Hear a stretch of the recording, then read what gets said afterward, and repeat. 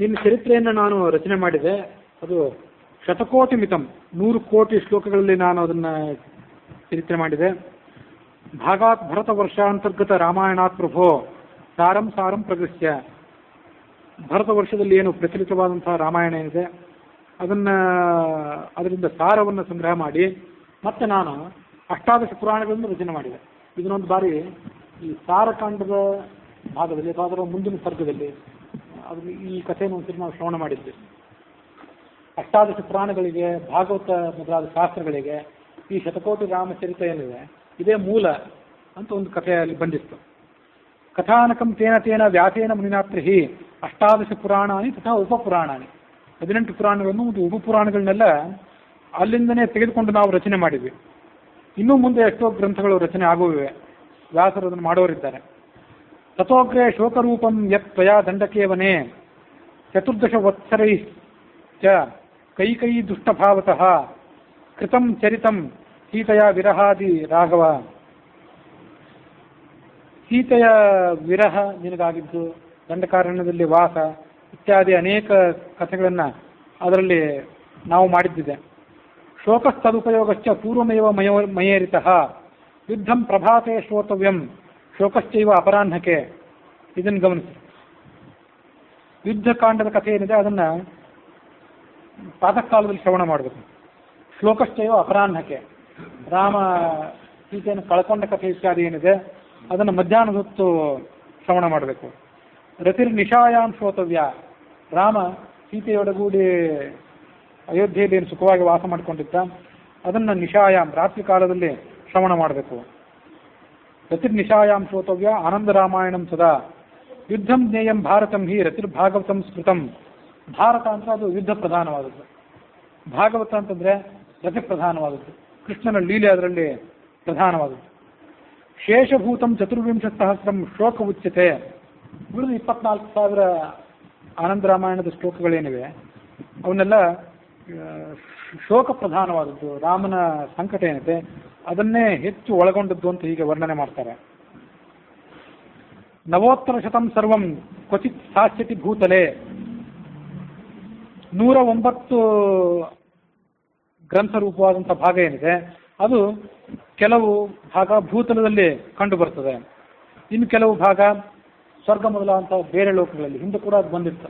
ಎಲ್ಲ ಇಡೀ ಕಥೆ ಇಲ್ಲಿ ಉಪಲಬ್ಧ ಇಲ್ಲ. 100 ಕೋಟಿ ಕಥೆ, 100 ಕೋಟಿ ಶ್ಲೋಕಗಳಿಂದ ಕೂಡಿದ ಕಥೆ ಎಲ್ಲ ಇಲ್ಲಿ ಉಪಲಬ್ಧ ಇಲ್ಲ, ಬೇರೆ ಕಡೆ ಅದು ಉಪಲಬ್ಧ ಇದೆ ಅಂತ ಈಗ ನೋಡಬೇಕು. ಏತದ್ದಿ ರಕ್ಷಯಿಷ್ಯಂತಿ ಯಾವತ್ ಚಂದ್ರ ದಿವಾಕರವು ಯದಾ ತತ್ ಖಂಡಿತಂ ಪೂರ್ವಂ ವ್ಯಾಸೇನ ಮುನಿನಾಥವ ಶತಕೋಟಮಿತಂ ರಾಮಚರಿತಂ ಯನ್ಮಯಾ ಕೃತಂ. ಚಂದ್ರರು ಸೂರ್ಯರು ಎಲ್ಲಿ ತನಕ ಇರ್ತಾರೋ ಅಲ್ಲಿ ತನಕ ಈ ಕಥೆ ಏನಿದೆ ಈ ಕಥೆಯನ್ನೆಲ್ಲ ಜನಗಳು ಈ ಭೂಲೋಕದಲ್ಲಿ ರಕ್ಷಣೆ ಮಾಡ್ತಾರೆ. ನ ಸಮರ್ಥ ಮಮ ಗ್ರಂಥಂ ತ್ವಿಮಂ ಶ್ರೋತುಂ ಕದಾಪಿ ಅಥೋ ವ್ಯಾಸೇನ ಮುನಿನ ಮತ್ಕಾವ್ಯಂ ಯತ್ ಪೃಥಕ್ ಕೃತಂ. 100 ಕೋಟಿ ಶ್ಲೋಕಗಳಿಂದ ಕೂಡಿದ ನನ್ನ ರಾಮಾಯಣ ಏನಿದೆ ಇದನ್ನು ಯಾರು ಕೇಳೋರು? ಪೂರ್ಣವಾಗಿ ಶ್ರವಣ ಹೇಗೆ ಮಾಡ್ತಾರೆ ಜನ? ಯಾಕಂದರೆ ಕಲಿಯುಗದ ಜನ ಅವರು ಅಲ್ಪಾಯುಷಿಗಳು ಮತ್ತು ಮಂದ ಬುದ್ಧಿಗಳು. ಹಾಗಾಗಿ ವ್ಯಾಸರು ಅದನ್ನು ಮತ್ತೆ ಬೇರೆ ಬೇರೆ ಭಾಗವನ್ನಾಗಿ ವಿಂಗಡಣೆ ಮಾಡ್ತಾರೆ. ಅತಸ್ತ್ವಾಂ ಪ್ರಾರ್ಥಯಾಮ್ಯಜ್ಯ ನವಕಾಂಡಮಿತಂ ತ್ವಿದಂ ಆನಂದ ರಾಮಚರಿತಂ ನ ವಿರೂಪಯ ರಾಘವ. 9 ಕಾಂಡಗಳಿಂದ ಕೂಡಿದ ಈ ರಾಮನ ಚರಿತ್ರೆ ಏನಿದೆ ಇದನ್ನು ನೀನು ವಿರೂಪಗೊಳಿಸಬೇಡ. ರಾಮನ ಕಥೆಯನ್ನು ನಾನು ಹೇಗೆ ಬರೆದಿದ್ದೇನೋ ಹಾಗೆ ಇರಲಿ ಅದು. ನೀನು ವರ್ಜಯಿಷ್ಯತಿ ಚೇತ್ ಹಾಸ್ಯಂ, ಈ ಭೂಲೋಕದಲ್ಲಿ ಹಾಸ್ಯವೇ ಬೇಡ ಅಂತ ನೀನೇನಾದರೂ ಅದನ್ನು ನಿಷೇಧಾಜ್ಞೆ ಹೊರಡಿಸಿದರೆ ಆಗ ಅದು ದುಃಖಮಯ ಆಗಿರ್ತದೆ ಕಾವ್ಯ ಎಲ್ಲ. ಅದನ್ನು ಆಗುವಂತೆ ಮಾಡಬೇಡ. ಅತಸ್ಥೆ ಕಥೆಯಾಮ್ಯಜ್ಯ ಏನ ತೇ ಶಿಕ್ಷಿತಂ ಭುವಿ ಭವಿಷ್ಯತಿ ನೃಷಾ ನೈವ ತೇನ ತುಷ್ಟಾಸ್ತು ದೇವತಾಃ. ಜನಾ ಸಂತು ಸರ್ವತ್ರ ದಂತಾನಾಂ ದರ್ಶನಂ ವಿನ. ಜನ ನಗಲಿ, ಆದರೆ ನಗಲಿಕ್ಕೊಂದು ಸಭ್ಯತೆ ಇದೆ. ಹಲ್ಲು ತೋರಿಸದಂತೆ ಜನ ನಗಲಿ, ಯಥೇಚ್ಛವಾಗಿ ನಗಲಿ, ಹಲ್ಲು ತೋರಿಸೋದು ಮಾತ್ರ ಅಸಭ್ಯತ. ಅದನ್ನು ಬಿಟ್ಟು ಯಥೇಚ್ಛವಾಗಿ ಜನ ನಗಲಿ. ಮಾಂಗಲ್ಯಂ ಹಸಿತಂ ಚೇತತ್ ಹಾಸ್ಯ ಶ್ರೇಷ್ಠಂ ನ ಕಿಂಚನ. ಈ ಹಾಸ್ಯ ಏನಿದೆ ಅದು ಬಹಳ ಮಂಗಳಕರವಾದದ್ದು. ನಾರಿ ಸ್ಮಿತಾನನ ಯಸ್ಮಿನ್ ಗೇಹೆ ತನ್ ಮಂದಿರಂ ಸ್ಮೃತಂ. ಲಘುಮುಖ ಅಂತ ನಾರಿಯೊಬ್ಬಳು ಮನೆಯಲ್ಲಿದ್ದರೆ ಅದು ಮನೆ ಅಂತ, ನಾರಿಯೇ ಮನೆಯಲ್ಲಿ ಇಲ್ಲದೇ ಇದ್ದರೆ ಅದು ಮನೆ ಅಲ್ಲ, ಅದು ಕಾಡದು. ಲಕ್ಷ್ಮ್ಯಾಪಿ ಸ್ಥೀಯತೆ ಯತ್ರ ನಿಶ್ಚಲಂ ರಘುನಂದನ, ಅಂಥ ಮನೆಯಲ್ಲಿ ಲಕ್ಷ್ಮೀದೇವಿ ಕೂಡ ವಾಸ ಮಾಡ್ತಾಳೆ. ಸಯೇವ ಪುರುಷೋಧನ್ಯೋ ಯಶ್ಚಾಶ್ಚ ಚಿತಾನನಂ, ಸಯೇವ ಪುರುಷೋ ನಿಂದೋ ಯಶ್ಚಾಶ್ಚಂ ಕ್ರೋಧ ಸಂಮಿತಂ. ಯಾರು ನಿತ್ಯ ನಗುಮುಖನಾಗಿ ಸಂಚಾರ ಮಾಡ್ತಿರ್ತಾನೋ ಅವನ ಜೀವನ ಧನ್ಯ. ಯಾರು ಕ್ರೋಧಮುಖನಾಗಿ ಯಾವುದೇ ಸಂತೋಷ ಇಲ್ಲದೆ ಕಷ್ಟಪಡ್ತಿರ್ತಾನೋ ಆತನ ಜೀವನ ಅದು ತುಚ್ಛವಾದದ್ದು, ನಿಂದಿತವಾದದ್ದು. ಗರ್ಹಯಂತ್ಯತಿ ಹಾಸ್ಯಂ ಹಿ ಸರ್ವದಾತೆ ಮುನೀಶ್ವರಾಹ, ಆದರೆ ಹಾಸ್ಯ ಒಂದು ಮೇರೆಯನ್ನು ಮೀರೋದು ಬೇಡ. ನಕರೋತಿ ವಿಧಿರ್ಗರ್ವಂ ತ್ವಾಂ ತಾತಂ ಚೇತಿ ರಾಘವ. ಚತುರ್ಮುಖ ಬ್ರಹ್ಮ ಆ ಅಶ್ವತ್ಥ ವೃಕ್ಷದಲ್ಲಿದ್ದು ನಿನಗೆ ಈ ಸಮಾಚಾರವನ್ನು ತಿಳಿಸಬೇಕು ಅಂತ ಅಪೇಕ್ಷೆ ಪಟ್ಟಿದ್ದಾನೆ. ಅದಕ್ಕೆ ಚತುರ್ಮುಖ ಬ್ರಹ್ಮನ ವಿಷಯದಲ್ಲಿ ನೀನು ಯಾವುದೇ ಕೋಪ ಮಾಡ್ಕೊಳ್ಳೋದು ಬೇಡ ಅಂದ್ರ ವಾಲ್ಮೀಕಿಗಳು. ಹಾಗೇ ಆಗಲಿ ಅಂದ ರಾಮ. ತದ್ವಾಕ್ಯ ಗೌರವ. ವಾಲ್ಮೀಕಿ ತುಷ್ಟಮಾನಸಃ, ಶಿಷ್ಯನನ್ನ ವಾಲ್ಮೀಕಿಯ ಶಿಷ್ಯನನ್ನ ಅಶ್ವತ್ಥ ವೃಕ್ಷಕ್ಕೆ ಕೊಟ್ಟು ಕಳಿಸಿದ್ರು. ಚತುರ್ಮುಖ ಬ್ರಹ್ಮನನ್ನ ಕರೀಲಿಕ್ಕೆ ಹೇಳಿ ಅಂತ. ಆ ಯಾವ್ಯಾವ ಕುದುರೆಗಳಿಗೆ ಆನೆಗಳಿಗೆಲ್ಲ ಕಲ್ಲಿನೇಟಿ ಬಿದ್ದು ಅವೆಲ್ಲ ಕೆಳಗೆ ಬಿದ್ದಿದ್ವಲ್ಲ ಅವೆಲ್ಲ ಮತ್ತೆ ಎಚ್ಚೆತ್ಕೊಂಡವು. ಸುಮಂತ್ರ, ಶತ್ರುಘ್ನ, ರಾಮನ ಮಕ್ಕಳು ಅವರೆಲ್ಲ ರಾಮನ ಎದುರಿಗೆ ಬಂದು ಕುಳಿತುಕೊಂಡ್ರು. ಆ ಕಟ್ಟಿಗೆ ಹೊರವನನ್ನ ಬಂಧಿಸಿದ್ರಲ್ಲ ನಕ್ಕ ಅನ್ನೋ ಕಾರಣಕ್ಕಾಗಿ ಅವನನ್ನು ಕೂಡ ಬಿಡುಗಡೆ ಮಾಡಿಸಿದ್ರು. ಆಗ ಇಂದ್ರ ಮೇಲೆ ನಿಂತ್ಕೊಂಡು ಪುಷ್ಪವೃಷ್ಟಿಯನ್ನು ಮಾಡಿದ ಮತ್ತು ಅಮೃತ ವೃಷ್ಟಿಯನ್ನ ಮಾಡಿದ. ತತಃ ಸುರೈಃ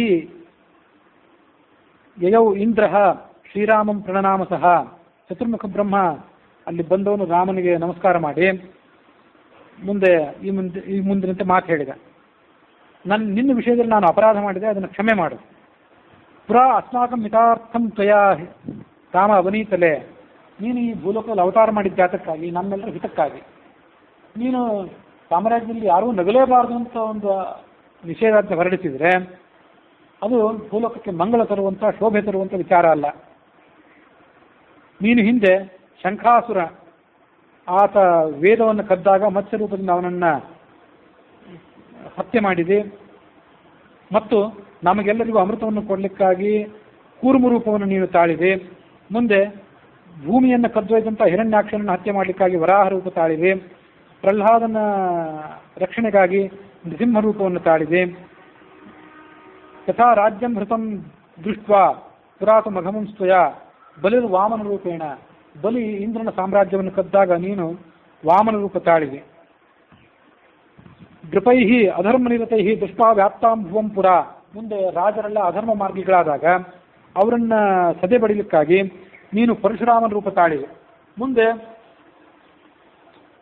ರಾವಣ ಕುಂಭಕರ್ಣರಿಬ್ಬರು ಬಲಿತು ಜಗತ್ತಿಗೆ ತೊಂದರೆ ಕೊಡ್ಲಿಕ್ಕೆ ಬಂದಾಗ ಅವರಿಬ್ಬರನ್ನ ನೀನು ಹತ್ಯೆ ಮಾಡಿದೆ.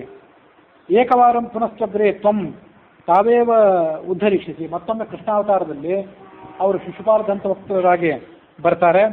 ನೀನು ಅವರನ್ನ ಮತ್ತೊಮ್ಮೆ ಕೃಷ್ಣನ ರೂಪದಿಂದ ಅವತರಿಸಿ ಅವರನ್ನು ನೀನು ಉದ್ಧಾರ ಮಾಡುವನಿದ್ದೆ. ಸರ್ವಂ ಜಾನನ್ನಪಿ ಜನಾನ್ ಜ್ಞಾತುಂ ಪಪ್ರಚ್ಛತಂ ವಿಧಿಂ. ಹೀಗೆ ಆ ವಾಲ್ಮೀಕಿ ಹೀಗ ಚತುರ್ಮುಖ ಬ್ರಹ್ಮ ರಾಮನನ್ನು ಸ್ತೋತ್ರ ಮಾಡಿದ. ಆಗ ಅಲ್ಲಿದ್ದು ವಸಿಷ್ಠರು ಆ ಚತುರ್ಮುಖ ಬ್ರಹ್ಮನನ್ನು ಕೇಳಿದರು. ಈ ವಾಲ್ಮೀಕಿ ಇಷ್ಟೆಲ್ಲ ವಿಸ್ತಾರವಾದಂಥ ರಾಮನ ಕಥೆಯನ್ನು ರಚನೆ ಮಾಡಿದರು ಅಂತ ಬಂತಲ್ಲ, ಆ ವಾಲ್ಮೀಕಿಗಳ ಇತಿಹಾಸವನ್ನಷ್ಟನ್ನ ನಮಗೆ ಶ್ರವಣ ಮಾಡಿಸಿದೆ. ವಾಲ್ಮೀಕಿಗಳ ಕಥೆ ನಮ್ಗೆ ಗೊತ್ತಿಲ್ಲ, ಅದನ್ನು ಶ್ರವಣ ಮಾಡಿಸಿರಿ ಅಂತ ಆ ವಸಿಷ್ಠರು ಕೇಳಿದರು. ಅವ್ರಿಗೂ ಎಲ್ಲ ಗೊತ್ತಿತ್ತು ಕಥೆ, ಆದರೂ ಅದನ್ನು ಮತ್ತೊಮ್ಮೆ ಕೇಳಬೇಕು ಅನ್ನೋ ದೃಷ್ಟಿಯಿಂದ ಚತುರ್ಮುಖ ಬ್ರಹ್ಮನನ್ನು ಅವರು ಪ್ರಶ್ನೆ ಮಾಡಿದರು. ಅಲ್ಲಿಗೆ ಶತಕೋಟಿ ರಾಮಚರಿತ ಅಂತರ್ಗತವಾದ ಆನಂದ ರಾಮಾಯಣದಲ್ಲಿ ರಾಜ್ಯಕಾಂಡದಲ್ಲಿ ರಾಮಹಾಸ್ಯ ಪ್ರತಿರೋಧ ಅನ್ನುವಂಥ 13ನೇಯ ಸರ್ಗ ಮುಕ್ತಾಯ ಆಗಿದೆ.